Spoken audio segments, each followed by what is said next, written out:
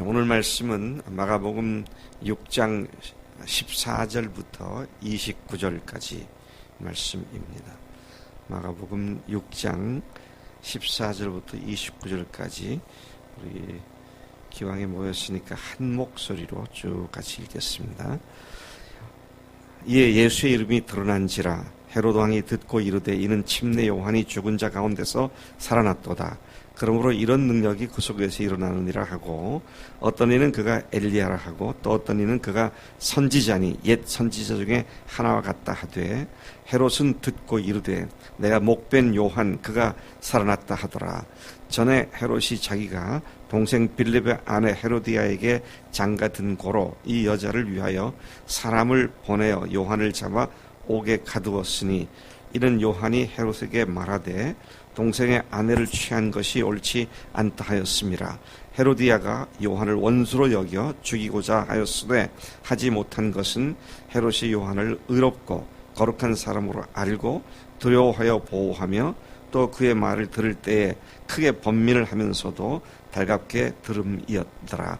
마침 기회가 좋은 날이 왔으니 곧 헤롯이 자기 생일에 대신들과 천부장들과 갈릴리의 귀인들로 더불어 잔치할세, 헤로디아의 딸이 친히 들어와 춤을 추어 헤롯과 그와 함께 앉은 자들을 기쁘게 한지라. 왕이 그 소녀에게 이르되 무엇이든지 네가 원하는 것을 내게 구하라, 내가 주리라 하고, 또 맹세하기를 무엇이든지 내게 구하면 내 나라의 절반까지도 주리라 하거늘, 그가 나가서 그 어머니에게 말하되 내가 무엇을 구하리이까? 그 어머니가 이르되 침례 요한의 머리를 구하라 하니, 그가 곧 왕에게 급히 들어가 구하여 이르되 침례 요한의 머리를 소반에 얹어 곧 내게 주기를 원하옵나이다 하니, 왕이 심히 근심하나 자기가 맹세한 것과 그 앉은 자들로 인하여 그를 거절할 수 없는지라.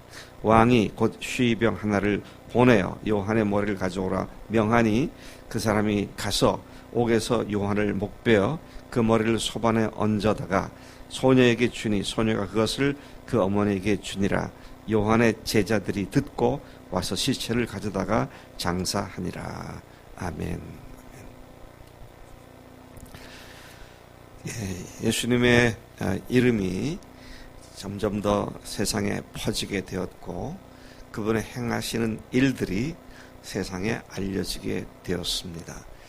그 소식과 소문은 헤롯 왕도 듣게 됩니다. 이 헤롯은 예수님을 죽이려던 헤롯 왕의 아들로서 헤롯 안티파스라고 하는 사람입니다.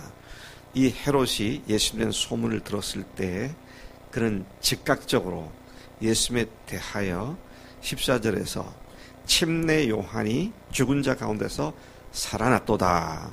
그러므로 이런 능력이 그 속에서 일어나느라고 하면서 내가 목벤 요한 그가 살아났다, 그렇게 말을 합니다. 이는 그가 의로운 요한을 죽인 죄책감으로부터 터져나온 그의 고백, 양심의 고백이기도 했습니다. 그는 폭군은 아니었지만은 인간의 탐욕과 명성과 또 안일과 쾌락을 의와 거룩함보다 더 중요히 여긴 망령된 사람이었습니다. 20절 말씀에 의하면 그는 요한을 의롭고 거룩한 사람으로 알고 두려워하며 보호하며 또 그의 말을 들을 때 크게 번민하면서도 달갑게 들었던 사람이었다, 그렇게 말하죠. 그러나 자신의 유익과 즐거움을 위해서는 언제든지 그것을 깔아뭉개 버리는 그런 망령된 사람이었음을 보게 됩니다. 헤롯에게 침례 요한은 죄를 짓고 그 죄 때문에 스스로 고민하며 괴로워하게 만드는 양심과 같은 존재, 율법과 같은 존재였습니다. 율법이 뭡니까? 율법은 옳지요.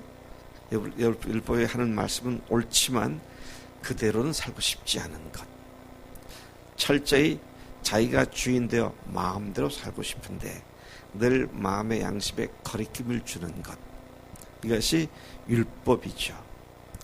여러분, 율법이 살아있는 한은 우리는 결코 능력 있게 죄와 죄악스러운 욕망들을 이길 힘이 없습니다. 그런데 오늘 율법이 죽었어요. 율법이 죽었단 말은 뭡니까? 오늘 아침 이 말씀 보니까 침례 요한이 죽었다는 말씀입니다. 침례 요한의 죽음이 신약 성경에 나와 있는 여러 사람들의 죽음보다도 예수님을 빼고 다른 사람들의 죽음보다도 훨씬 길고 자세히 나와 있습니다. 여러분, 성경은 아무렇게나 쓰여진 것이 아니죠. 침례 요한의 죽음을 이렇게 소상히 길게 자세히 기록하고 있는 이유가 뭘까 생각해 볼 필요가 있습니다. 침례 요한의 죽음이 갖는 의미, 신학적인 의미가 엄청난 것입니다. 왜냐하면 침례 요한의 죽음은 곧 율법 시대의 종식을 의미하는 것이었습니다. 더 이상 율법이 우리의 삶을 좌지우지하는 것이 아니라 그리스도의 죽으심과 부활에 나타난 하나님의 사랑이 우리의 삶을 움직이게 되는, 우리 삶의 동인이 되는 그런 새로운 시대의 도래를 가져오게 한 것이 바로 율법의 마침이었는데, 율법의 마감이었는데, 율법의 죽음이었는데, 그 상징적인 대표적인 인물이 침례 요한이었다라는 사실을 생각하면 틀림이 없습니다. 그래서 침례 요한의 죽음, 율법의 마침, 그것이 등식이 성립된다고 볼 수 있습니다. 15절에도 보니까 어떤 이는 그가 엘리야라 하고 또 어떤 이는 그가 선지자니 옛 선지자 중에 하나와 같다고 했습니다. 한결같이 침례 요한을 구약에 하나님의 일을 했던 사람 중에 하나로 손을 꼽고 있는 것을 봅니다. 모두들 침례 요한을 하늘로부터 온 권위를 가지고 있는 그런 하나님의 사역자로 알고 있었습니다. 율법은 하늘로부터 왔고 하나님의 권위를 갖고 있는 것인데, 그런데 그 침례 요한이 오늘 정말 비참하고 처참하게 죽임을 당하는 모습이 비교적 소상히 기록되어 있는 것을 봅니다. 헤롯은 자기 동생 빌립의 아내이자 자기의 제수시인 헤로디아에게로 장가를 드는 불의한 일을 행한 자였습니다. 그러한 그의 잘못을 바로 침례 요한이 정면으로 지적하고 도전했던 것이죠. 18절에 보니까 이는 요한이 헤롯에게 말하되 동생의 아내를 취한 것이 옳지 않다 하였음이라. 근데 이 도전이 헤롯의 아내가 된 헤로디아를 매우 불편하게 만들었고 그녀는 요한을 원수로 여겨 죽이고자 했습니다. 그녀가 그런 마음을 갖고 있는 것을 잘 알았던 헤롯 왕은 죽이지는 못하고 그를 잡아다가 옥에 가두어 버렸습니다. 그렇게 헤롯의 양심은 한 여자의 마음을 얻고 그 마음을 사고 그 마음을 즐겁게 해주기 위하여 자기의 양심과 같은 침례 요한을 희생의 제물로 삼기에 조금 더 주저하지 않았음을 봅니다. 오늘 우리에게 진정으로 무엇이 필요하고 좋은지를 잘 알지만 순간적인 쾌락과 즐거움을 위해 그 좋은 것, 그 귀중한 것들을 팔아버리는 잘못을 저지른 자들이 되어서는 아니 되겠다라는 사실을 교훈으로 받게 됩니다. 사람들의 행위는 당위성보다는 감정과 정욕과 욕심에 의해 저질러진다는 사실을 주목할 필요가 있습니다. 아무리 옳고 정당한 것이라 할지라도 사람들은 그것에 따라 살지 않습니다. 결정적인 순간에는 언제든지 그것을 죽여버립니다. 그리고 자기의 욕심을 따라 살죠. 왜 그렇습니까? 자기가 주인 되었기 때문인 것이죠. 그렇게 해서 헤롯의 생일날 헤롯이 자기 대신들과 천부장들과 갈릴리의 귀인들을 초청하여 생일 잔치를 베풀었습니다. 그리고 그 자리에 헤로디아의 딸 살로메가 춤을 추게 되었고 헤롯과 그와 함께 앉은 자들을 기쁘게 했습니다. 한참 흥취가 오른 헤롯 왕이 그 들뜬 기분으로 헤로디아의 딸에게 무엇이든지 네가 원하는 것을 내게 구하라, 내가 주리라 하고 또 맹세하기를 무엇이든지 네가 내게 구하면 내 나라의 절반까지도 주리라, 그렇게 호언을 합니다.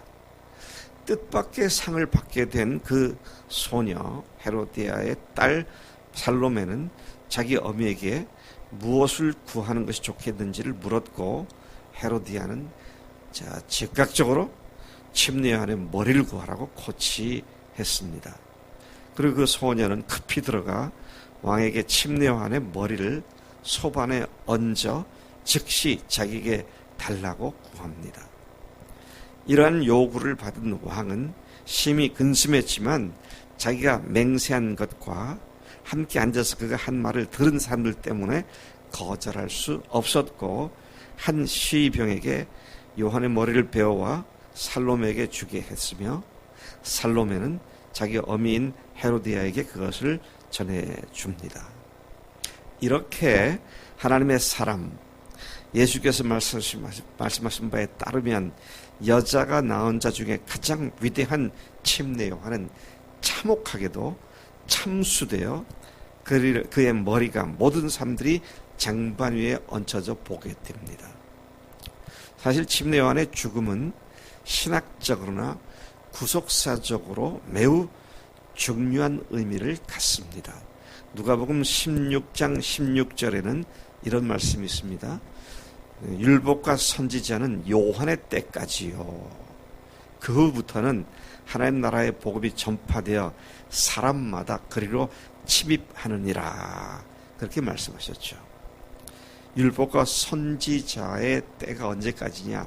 요한의 때까지다. 그런데 요한의 때가 언제냐? 바로 오늘 목베임을 당하여 그의 목이 모든 사람들이 보는 앞에 제시된 바로 이 날이 침례 요한의 마지막 날이었던 것을 우리가 잘 알고 있습니다. 모세의 율법은 침례 요한이 살아있을 때까지만 유효합니다. 침례 요한이 죽었을 때부터는 더 이상 율법에 의해 구원받는 일은 있을 수가 없습니다.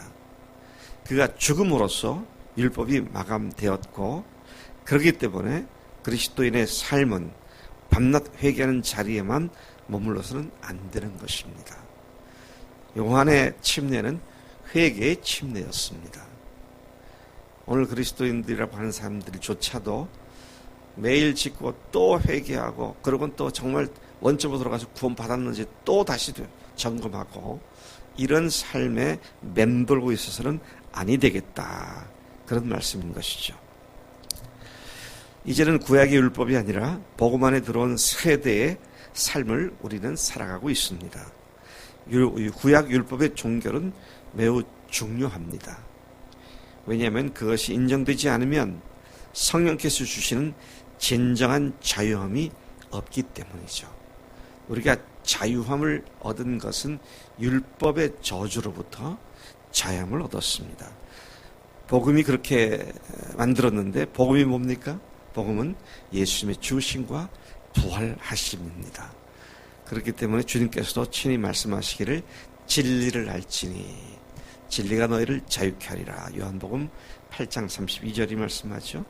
또 사도 바울도 로마서 8장 2절에서 이는 그리스도 예수 안에 있는 생명의 성령의 법이 죄와 사망의 법에서 너를 해방하였음이라.